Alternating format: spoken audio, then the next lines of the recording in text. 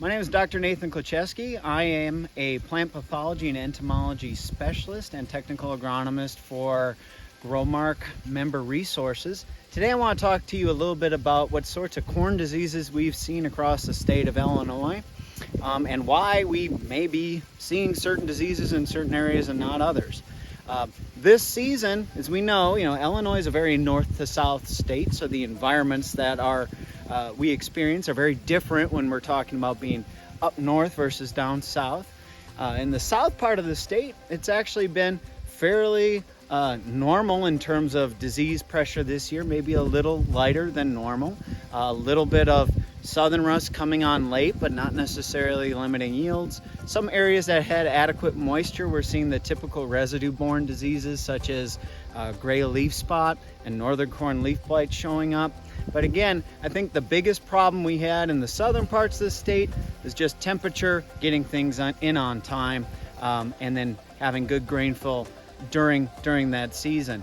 When we move up towards the upper portion of the state, we do have a pocket in the northwest part of the state where we actually did have some decent tar spot that moved in right after tasseling, and probably is going to limit yields or reduce yields somewhat.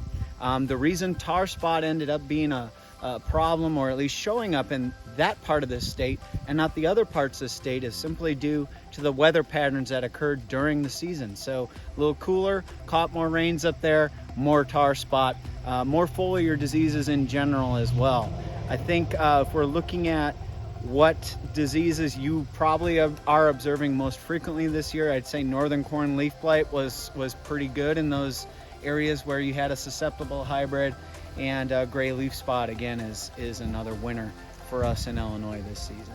Disease pressure in central Illinois with corn this season, kind of variable, again depending on the types of weather that we had, but in general pretty consistent gray leaf spot, northern corn leaf blight, and just a twinge of tar spot. Again, you're going to find a pocket here or there where maybe levels were elevated, but nothing near what we experienced last year. So I was asked about what the 3 things that producers in Illinois should be aware of this year, corn producers should be aware of and kind of have on your kind of top of your mind. If I'm kind of spitting out that list, I would say first off, corn rootworm, especially when we get into corn on corn production areas, as we get further in the north part of the state, we really need to be paying attention to our rootworm adult beetle populations in the fall, so we know where those eggs are likely to be. And we also got to be smart about our hybrid choices when that's concerned. So rotation is really important for helping to minimize the impact of that insect. And again, we got to realize that we do have some insensitive populations out there to those BT traits, so we got to be careful about those. Another thing I want to mention is you don't realize this even in these areas where maybe we don't have a lot of foliar disease because, hey, it's been hot and dry.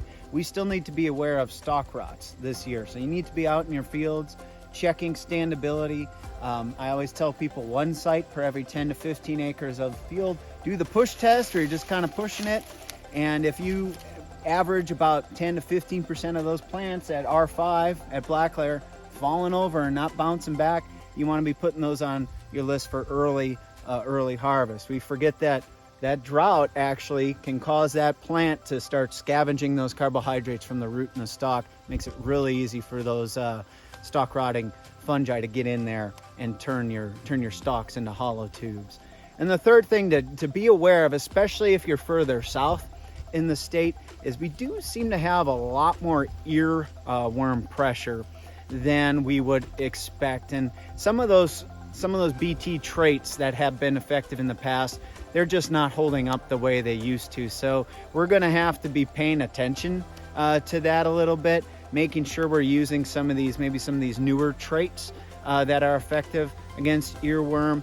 And I always tell people, get out there scouting before VT. Look for those larvae. If you have to make an application and it's justified, go ahead and do it. But what I worry about most with earworm is not the direct damage that it's doing in yield loss. I worry about that potentially providing an entryway for ear molds. So Gibberella, Diplodia, all these fungi that can get in on your ears, cause an ear rot, and then potentially contaminate your grain with toxins. We really want to be avoiding that if we can.